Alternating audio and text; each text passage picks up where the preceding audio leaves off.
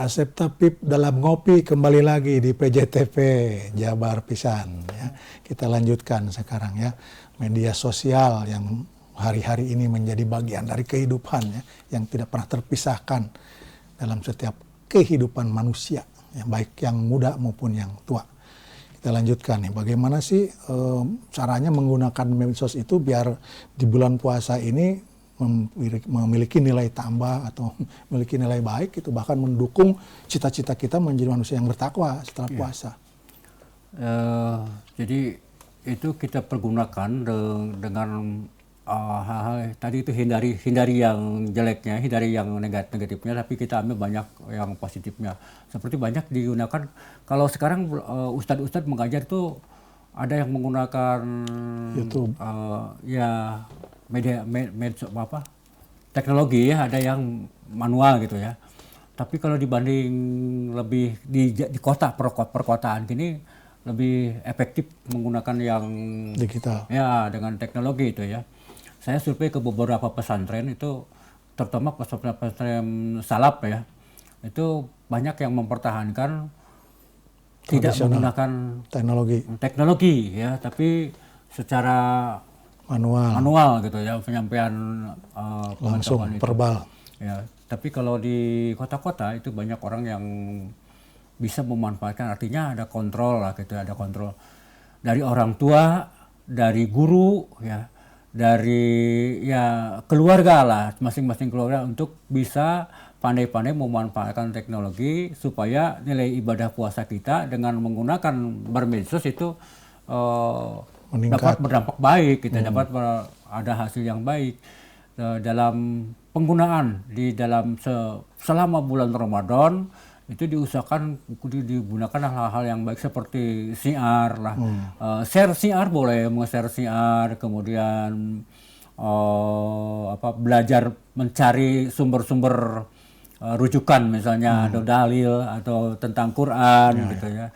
Lalu mendengarkan tausiah Al-Quran, kemudian tausiah gitu, bisa yang seperti itu yang bermanfaat barangkali. Jadi kalau kita digunakan, ibu-ibu biasanya kalau menggunakan tuh pakai paling drakor gitu ya. Drakor sama ngabuburit nih pakai drakor, wah nggak dapat pahala. Itu yang jelas tidak sampai gitu ya. Kan paling enak mendengarkan, nonton TV, nonton YouTube sampai seharian penuh, tidak tahu mau buka aja dari sahur sampai ke mau buka. Nah, itu hal yang begitu yang dihindari lah gitu ya. Jadi tidak ada, tapi kalau yang malah sebaliknya, kalau ingin pahala, dapat pahala banyak, carilah yang bermanfaat seperti itu.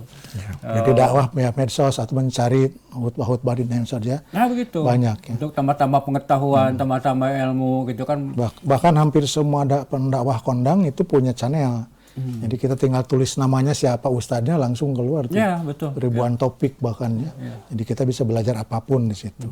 Termasuk hadis-hadis juga ada di internet tuh. Kita bicara tentang misalnya hadis tentang bersuci, tulis aja keluar tuh hadis-hadis baik. Kalau dibanding zaman dulu tuh masya Allah ya. Kalau para kiai atau ajengan yang dulu masantren itu mencari rujukan, misalnya kitab apa gitu yang dicari di pesantren ini nggak ada, tapi kata kiainya harus cari kitab itu perjalanan kemana? Ke Istanbul, jauh. Kemana itu jauh jarak itu. Ya. Bahkan tidak hanya perjalanan dalam negeri saja, perjalanan ke luar negeri dikejar itu. Tapi sekarang tinggal klik gitu ya. Semua ada. Bahkan ngejarnya tuh Arabnya juga gundul ya dulu. nggak ada patah kasrohnya ya. Nah itu salah satu keuntungan yang bisa kita manfaatkan gitu ya. Iya, sebenarnya kan harus lebih cepat ya. Ya betul. Penguasaan itu kan informasi begitu mudah didapat. Bahkan misalnya Bulughul Maram saja yang terjemahan sudah ada gitu. Ya ada sekarang. Nah, harus tidak harus gundul aja gitu ya. Sudah terjemahannya ada gitu kan. Dan itu tinggal gunakan aja HP kecil ini sudah bisa langsung baca. Tapi kan translate itu. Nah, tinggal ini kan kemauan berarti ya.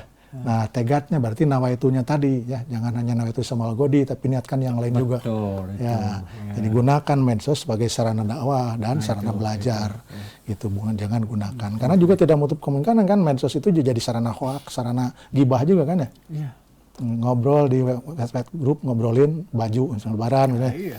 Ngobrolin Justru tetangga yang begitu kan kalau nyata Pak kita harus bisa memilih itu begitu. Oke, jadi gimana nih strategi apa sebenarnya yang dapat kita lakukan untuk menerapkan puasa digital nih tanpa meninggalkan kewajiban sosial dan pekerjaan? Nah, Iya. karena kita masih dituntut kan menggunakan teknologi itu sosial dan pekerjaan juga. Ya kita harus punya strategi lah. Jadi dikhususkan di bulan Ramadan ini saya himbau sarankan saja kepada pemirsa semua, terutama anak-anak kita, keluarga kita dan kita sendiri gitu ya, bijak bermedsos di dalam Ramadan agar raihan puasa kita dapat diperoleh dengan pahala yang kita harapkan gitu.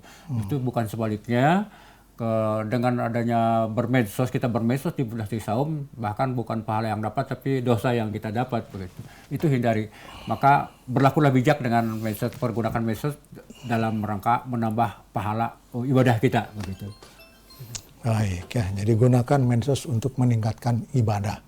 Gunakan medsos sebagai sarana untuk meningkatkan ketakwaan, bukan menggunakan medsos untuk hal-hal yang sepele ya, apalagi gibah dan yang dilarang, kemudian apalagi fitnah dan seterusnya ya.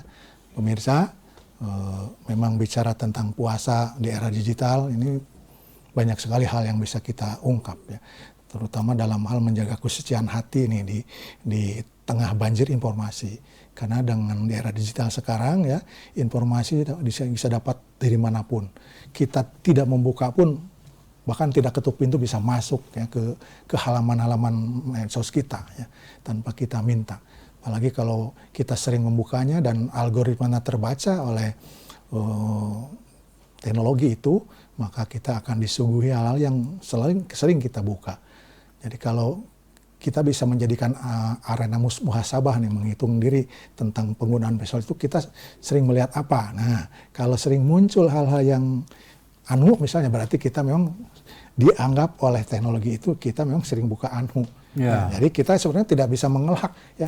Kalau sering muncul gambar-gambar porno itu tandanya Anda sebelumnya sering buka yang porno. Nah, itu nggak bisa ditolak itu. Ya, kalau Anda sering buka misalnya Mas, saya kemarin itu sering buka Mas karena saya tertarik menjelang pandemi pengen beternak ya, beternak ayam, maka terus saya cari cara berternak, muncullah tiap berita tentang ternak ayam. Nah, jadi kalau kita mau mendapatkan sesuatu yang sesuai dengan keinginan kita, diulang-ulanglah, direpetisi, maka dia akan datang. Itu saja saya kira pertemuan kali ini, waktu juga yang memisahkan kita ya. Sampai jumpa di episode berikutnya dengan topik yang lain, bisa dengan narasumber yang sama atau narasumber yang lain ya. Semoga kita dipertemukan kembali. Kalau ada sumur di ladang boleh digunakan untuk menyiram padi. Nah, kalau ada umur panjang bolehlah kita nanti berjempu dengan ngopi lagi ya. Anak Raja Makan Sirih, sekian, terima kasih, dan terima kasih pada Almasum yang senantiasa menyediakan alat untuk menghilangkan rasa haus dan dahaga. Assalamualaikum warahmatullahi wabarakatuh. Waalaikumsalam warahmatullahi wabarakatuh.